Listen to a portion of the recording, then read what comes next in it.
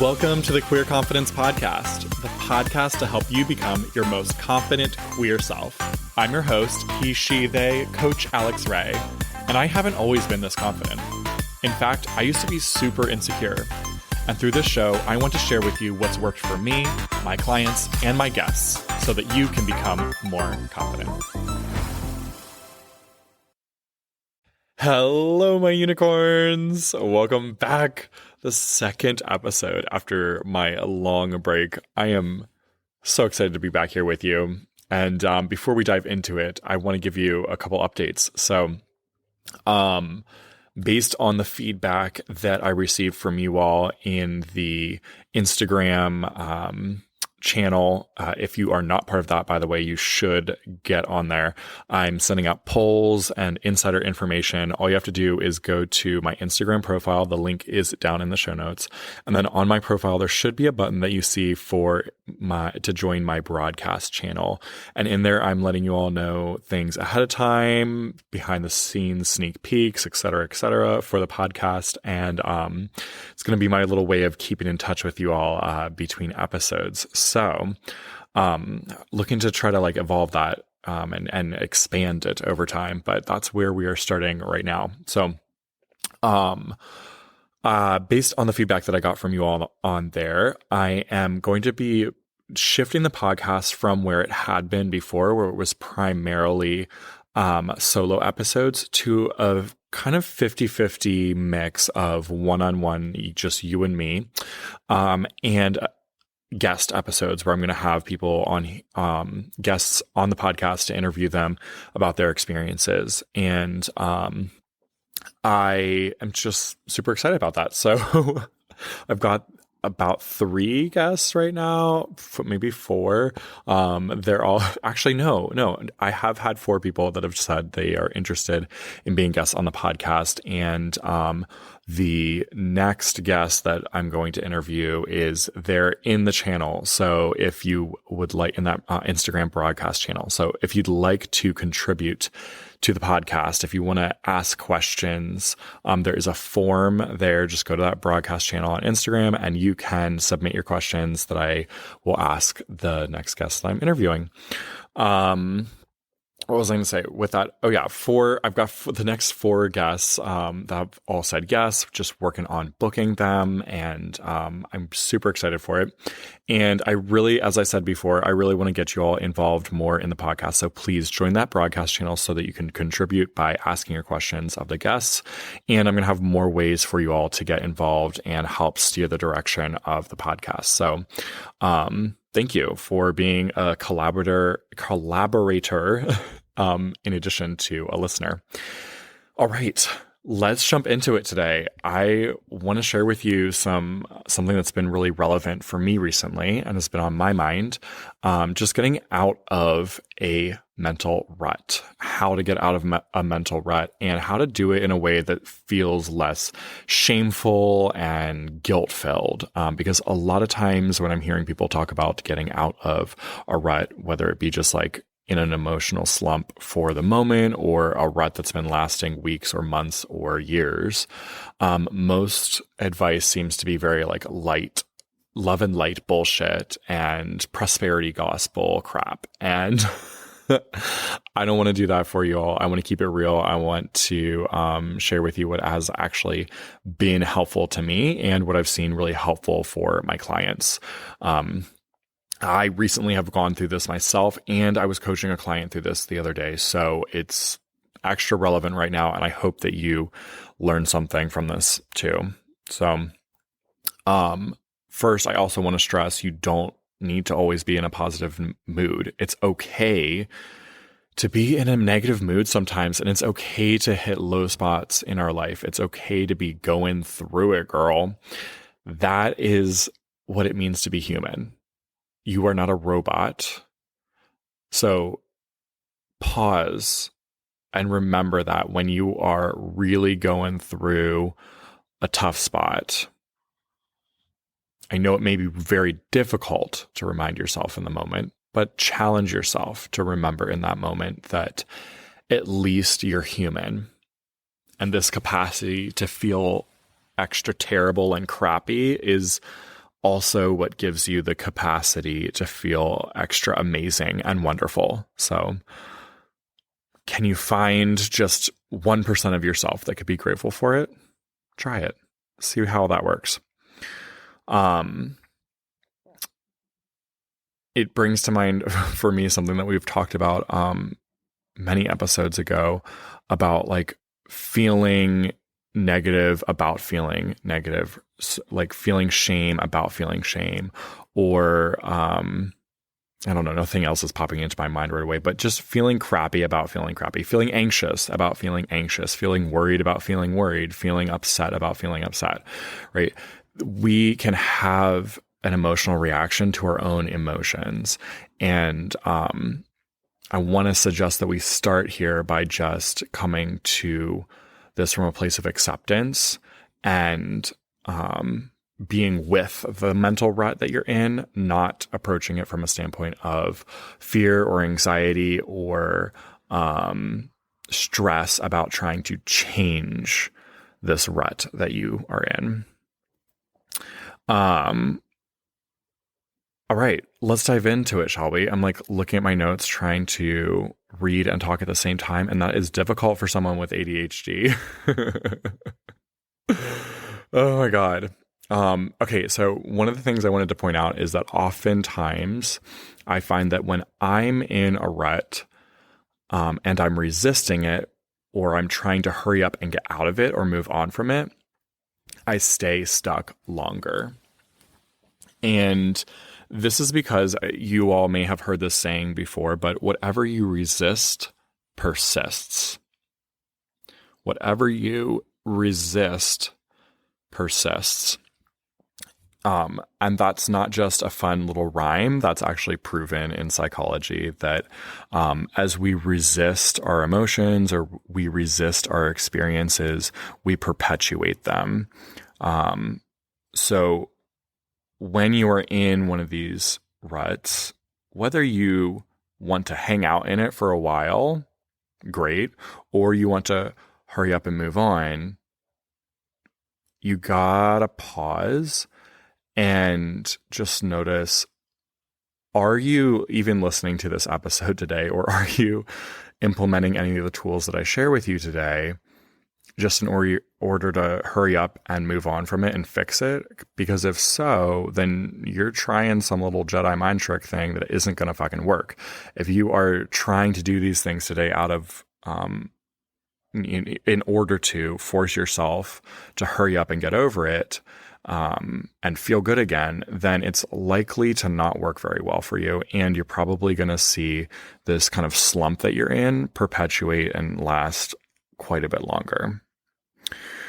All right, so I have two like main steps for you today that I want to suggest. The first one is to not go into the guilt or shame about the slump that you're in or the bad mood that you're in.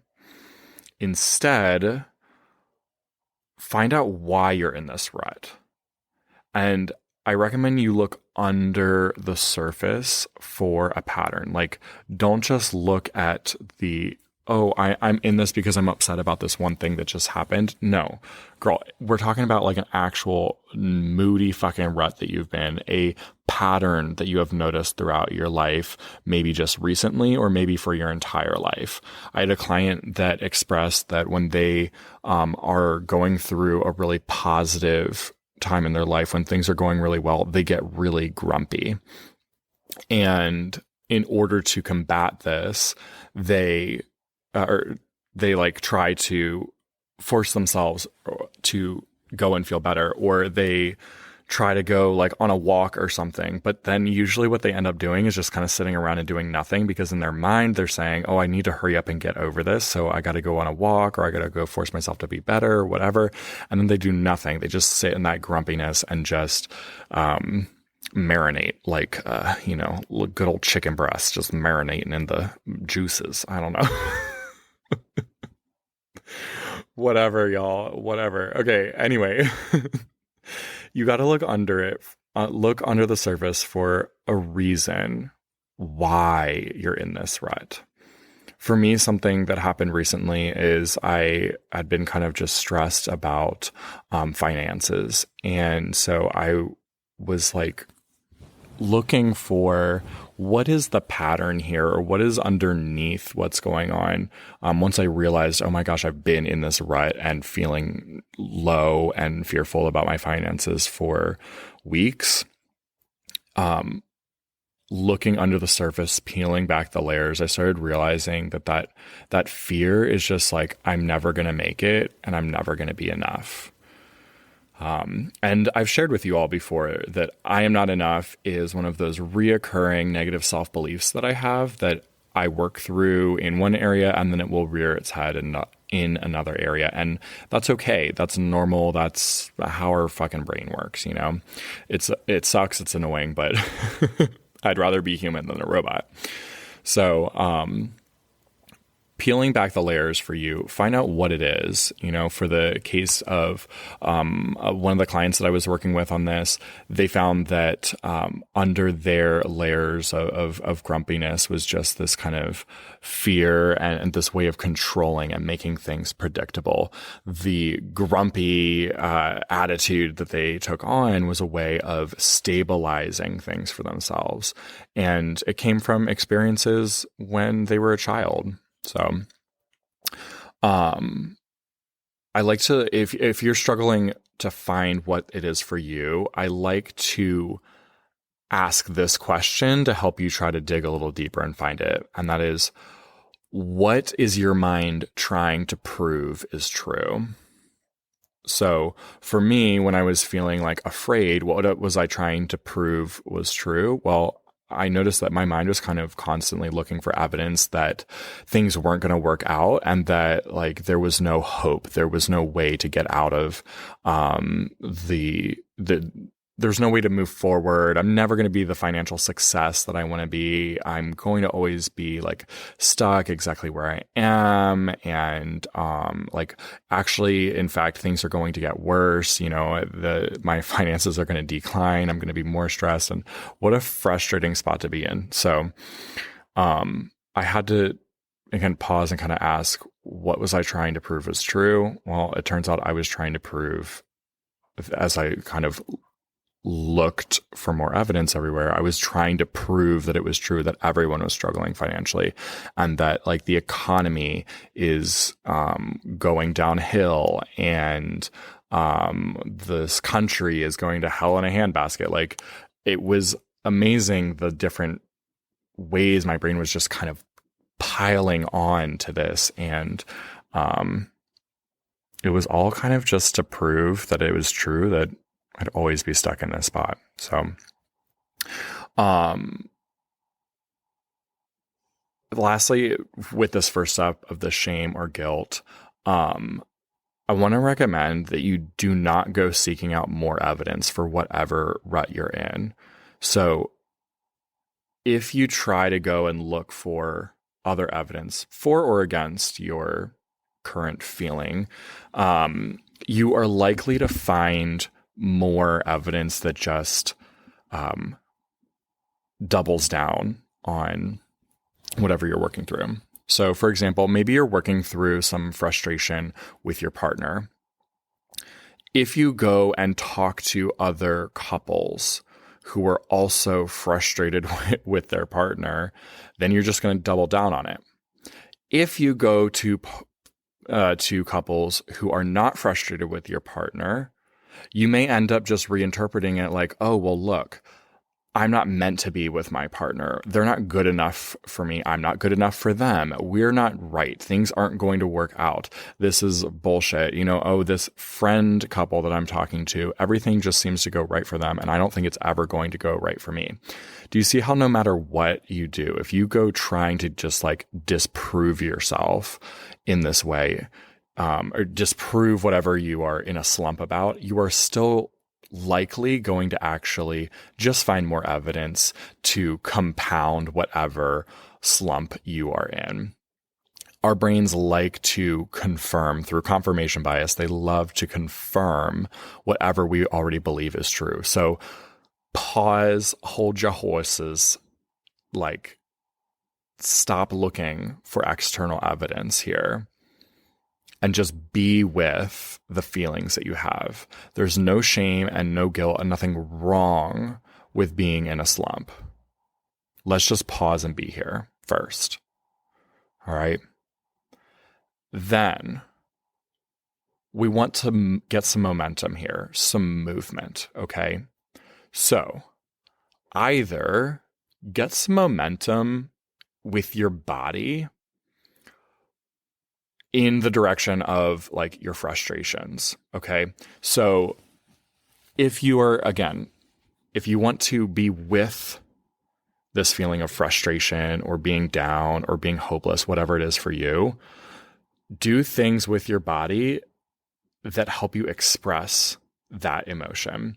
So scream into a pillow or go to one of those smash rooms where you just break stuff, or go on to the gym and work out really hard. Your body wants to be here with you and move through this experience. It wants to be part of it. And often by just sitting around, we perpetuate whatever mental slump we're in because we're not using our body to just be with it and to honor it and to express it. All right. Or if you would like to work on changing the mood that you're in, changing the rut that you're in, we want to start looking for things elsewhere in life. So remember how I said don't look for evidence against it? I really mean that. Don't look for evidence for or against whatever slump you're in. We want to look for evidence externally. Okay. So again, a couple, I think I told you all about it in the last episode, but like I was kind of in a slump and I went and was like, going on a rampage about things that I was thankful for or grateful for. That's what you can do here. You can change what you're focusing on. So find something else completely different from what's been putting you in this slump and start going on just a verbal rampage or written or like mental. Like we want to start just saying some sentences over and over out loud in your head or writing them down. Like, isn't it nice that fill in the blank? Or I'm thankful for fill in the blank. Or I'm so glad that fill in the blank. Or I'm grateful for fill in the blank. Again, focus it on something different, separate, not attached to whatever you're feeling in a slump about. So if you're having frustrations with your partner, you're not going to go on a rampage about, isn't it nice that I have a boyfriend who does this for me or that for me, or I'm so thankful that he, helps me in these ways. No. Isn't it nice that the sun is shining or it's cloudy? Maybe you like cloudy days. Isn't it nice that I have a roof over my head right now? I'm so thankful for my dog. He's such a great companion to me. I'm so glad that I get to live in this beautiful place on our planet. I'm so grateful for the fact that I was born at this time. I'm loving the fact that I get to use these technologies like podcasting to share ideas with other amazing queer humans instead of just only being able to communicate with people that are immediately in front of me. So if you're going to change, again, this is the second half of today, right? If you're going to change how you feel, we can do it through changing your focus. So starting to build feeling good in another area of life, or we can change the input. So change up your environment, whether that's going out for a walk, listening to a podcast, watching a different TV show, changing the people that you're talking to, changing the topic of conversation that you're having, change up the inputs, because if you're having inputs, again, whether they're positive or negative, if they're about the thing that you're in a rut about, you're likely to just build upon the frustration that you already are experiencing. You're likely to just keep digging that rut deeper. So change your input or change your focus. All right, quick recap, y'all. First, we got to start when you're in one of these ruts by not shaming or guilting yourself. Just be with it and give yourself permission to have this human experience. Then either go all in without a hesitation, get your body involved, get your body expressing whatever like negative feelings you're stuck in, or shift your attention entirely by changing up your inputs, like your environment, the media you're consuming, the people you're around, the conversations you're having, or change up your focus. Find something else completely different to feel good about and start saying, thinking, or writing those sentences of, it's nice that blank, I'm thankful for blank, I'm glad that blank, or I'm grateful for fill in the blank. All right. That does it for today's podcast. Thank you all so much for being here with me. If you want to have input on future episodes, questions that I ask guests, or ideas for topics, or you want to nominate a guest, please head down to the show notes, send me an email, or join the Instagram broadcast channel. You can send me a message directly on Instagram or use any of the surveys that I send out in the Instagram broadcast channel. All right. Have a fabulous week or couple weeks, my unicorns. I'll see you next Tuesday. Mwah. Bye. If you enjoyed this episode, don't keep it to yourself. Share it with a friend so they too can become more confident.